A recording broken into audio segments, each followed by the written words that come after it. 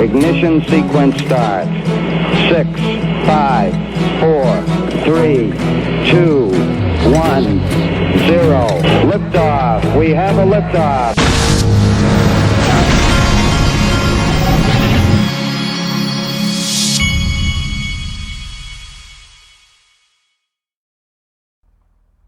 Hey everybody, this is the Digital Asset Investor, and before we get going, a word from Ledger, my sponsor. They've got Ledger Nano X and Ledger Nano S. You can buy those individually, or you can get a bundle pack for about 10% off on each of those. I'll put a link to this in the very top of the description. I've been using these things for years. They've only improved. It's the place to store your digital assets that you care about. Okay, now, coinpaprika.com, who's also one of my sponsors, they've got this cool feature on their website where you can click on the all-time high. I want to point something out. I've pointed this out before, but I want to point it out again. Both Stellar and XRP achieved their all-time high on the exact same day. January 4th, 2018, 1,743 days ago. The same day, folks. Okay? That's January 4th. Remember that date, January 4th, 2018, because I'm going to show you January 3rd, 2018 as well. Because there are no coincidences, folks. Now, check this out from Crypto Bull. It took XRP 946 days from its bottom to the first explosive move in 2017. We're now sitting at 944 days since the bottom. If history repeats, October, November, December will be amazing. And then there was a little exchange here. Stefan Huber says, sorry for a stupid question. I should know this, but now I'm thinking about it. I'm not sure. Is the XRP ledger the first distributed ledger that is not based on proof of work? Or which one was first? David Schwartz answers, yep, when Jed McCaleb first hired me back in 2011, the question he hired me to answer was whether you could swap out proof of work for a distributed agreement algorithm, more like PBFT, and keep Bitcoin's benefits. Remember that. XRP, and hence XLM, are improvements upon Bitcoin's problems. Okay? Now, just by pure coincidence, Caroline Pham from the CFTC, when she started on her little crypto tour, where does she go? She starts, and I call it the travels of Caroline Pham. She starts at Ripple headquarters. She then goes to Bank of England, and now she's at Stellar's Meridian conference. XRP XLM, we've been right all along. I'll stick to that. Now, just in, Fed's Michael Barr, who used to be on Ripple's board of directors, or he was not advisor, one of them, says crypto's unlikely to become a substitute to fiat. Well, that's one thing Brad Garlinghouse has always said. It's a bridge. It's not to replace. They bring out the tanks and the guns if you start trying to replace it. Okay. Then there's this. I want to say sorry to Gary Gensler. We know he wanted the Treasury job. In the past few weeks, there's been a lot of chatter around your own tenure as Treasury Secretary, a report that you are going to leave after the midterms, a report that you said is not true. So you do plan to stay? I plan to stay. I have never said that I intend to leave. I've heard those rumors, but I fully intend to stay. All right, that's all you need to see there. So Gary's not getting the job anytime soon. Now, this is from Mickle.xrp. He says, huge letdown from the problem. That's Jon Stewart's podcast. Remember, he was going to have Gary Gensler on. Every single comment was asking for a question relating to crypto. You ask zero. See, Jon Stewart is one of those guys that they parade out there like he asks these tough questions, but they're probably prompted questions that they already know they're going to get, and then they make it appear to be tough.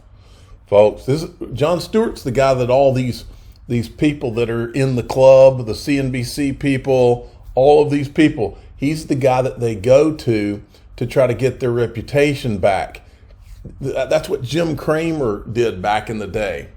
And they put these planted questions in there that they probably know they're going to get because they're going to Jon Stewart. He's one of those guys.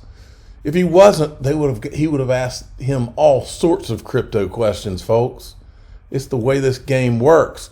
Well, here is Gary Gensler. Now, when I heard this, I was like, okay, what these people do, folks, is they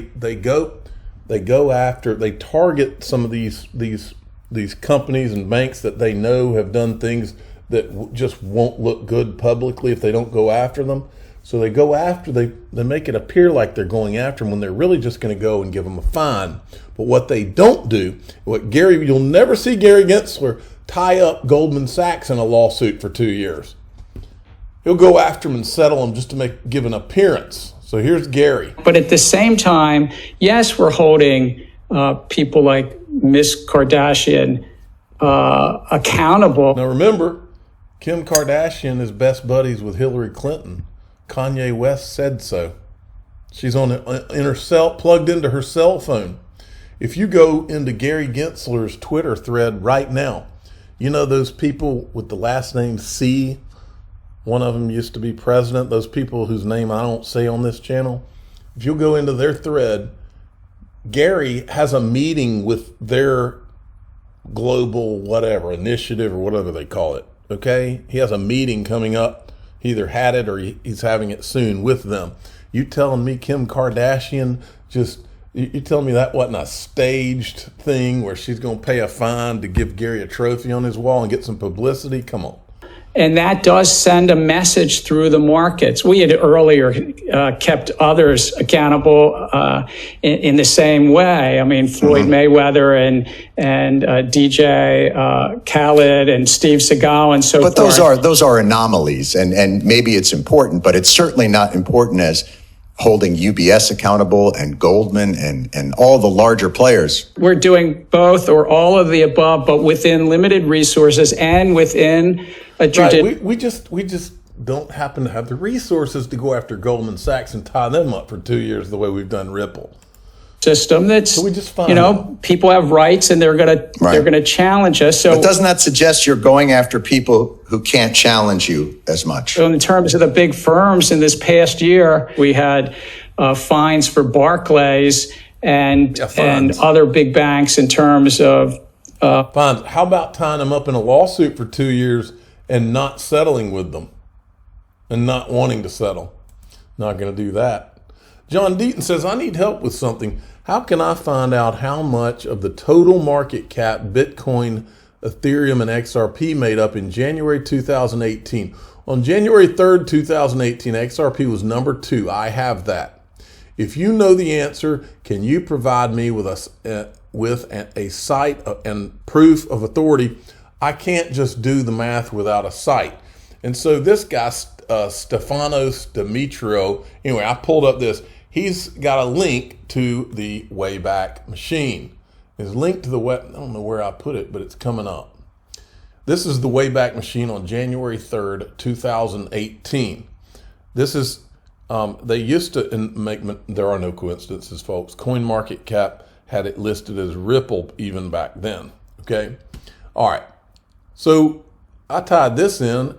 So now John Deaton has that. There's your market cap right there. Ripple was bigger. See, we've been treated with one big fat lie for the last however many 3 or 4 years since the Bill Hinman speech.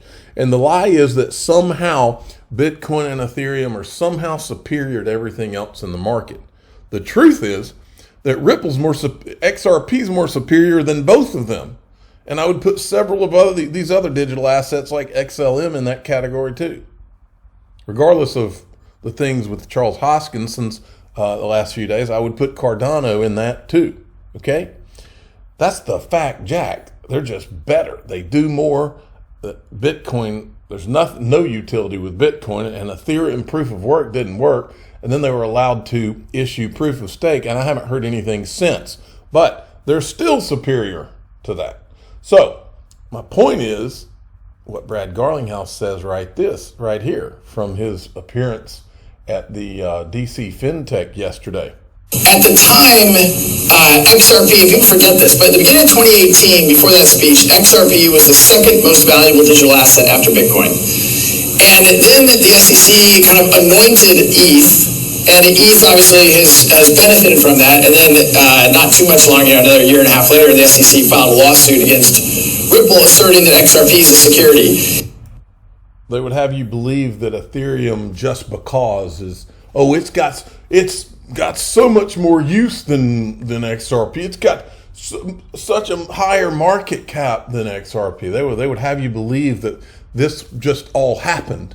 It happened through regulatory capture. It happened with the help of Bill Hinman. That's why we don't let go of this. We're right about Ethgate. We've always been right about Ethgate. These people, it's real, and there's many people that are scared. There's a reason some of these people are deleting their tweets. They should be scared. All we ever wanted was a level playing field, but they couldn't do that. It wasn't good enough to give Ethereum the free pass. They had to sue Ripple too.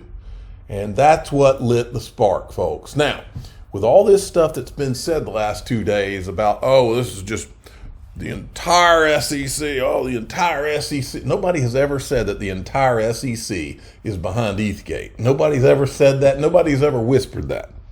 What we have said is that consensus is all over that calendar before leading up to the Hinman speech. And we've shown you the words of Joseph Lubin. And the words of Joseph Lubin are what led us here. So we are big friends and fans of that organization. I think so he's the only one that's friends with big fans of the SEC. The entire industry, besides him, they don't know what to think. They can't get any clarity, but not him. They're really understanding the space well.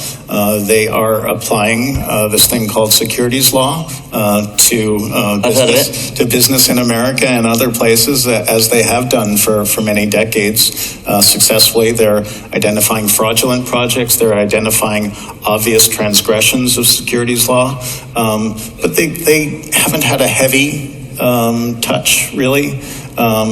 They've been gathering information. They've been taking some actions. They've been very clear that they understand there is this new construct, this protocol. There's a new construct, the Howey test plus another prong, decentralization. Open platform. So you think they get it? Yeah, we believe they get it. They've introduced a new construct, decentralization, into their thinking.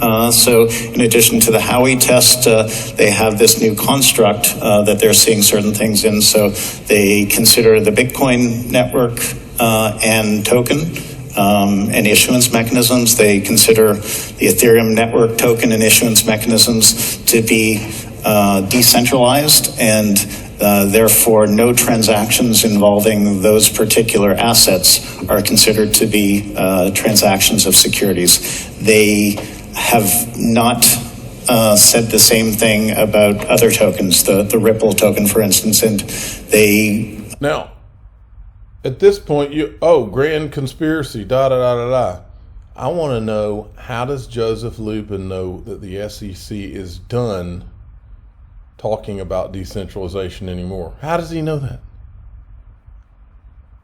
This last 30 seconds, they didn't say anything about Ripple, and then now he tells you they're closing the door right here. Were clear that they were going to come out with statements to sort of assess these different tokens, and I believe they've made all the statements about decentralization that they're going to make. And so, how do you believe that? How does he believe that? What does that mean? Bill Hinman, Director of Corporate Finance, has been very clear about what you can do and what you can't do, and decentralization is a new element that they're working with. So,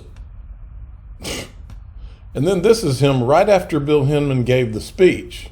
Now, we know now that he was meeting with Bill Hinman leading up to this thing, and watch him play dumb. What do you think's going to happen to Ripple with this new ruling?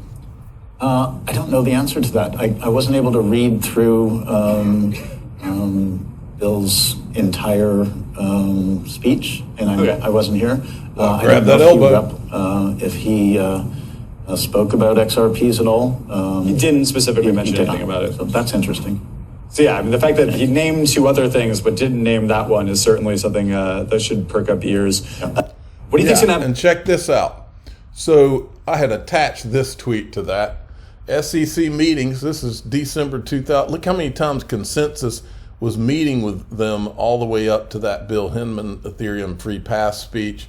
You telling me Joseph Lubin is just totally clueless? Oh, I didn't know that. Come on. Come on. Listen to this.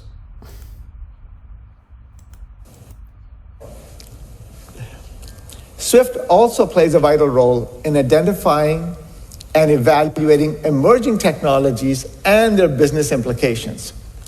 We have a chief financial officer and an entire innovation team solely focused on this. And their work is even more important than ever before at this pivotal stage in the financial services digital transformation. We are innovating in multiple areas to anticipate how we can help you adapt and adopt different forms of value with a focus on interoperability. Look, Andrezel today said interoperability is the holy grail, and he's right. Now, this is funny. Remember how all the things from the Hinman documents were redacted? Well, for those of you that grew up in my generation, we played Space Invaders on Atari a lot. So he says, made some major discoveries in the Hinman documents when I realized it's all just a game. Watch this. This is funny. Please send ETH. I've got major investments in Ether. Only solution is to sue Ripple. Let's watch that again. XRP is obviously not a security, but I had to do something. Is that a crime? I wish we could see those redacted documents. I'm the digital asset investor. I'm not an investment advisor. This is for entertainment purposes only. Please subscribe, hit the like button, and tell your friends and family that it's all just a game, I guess.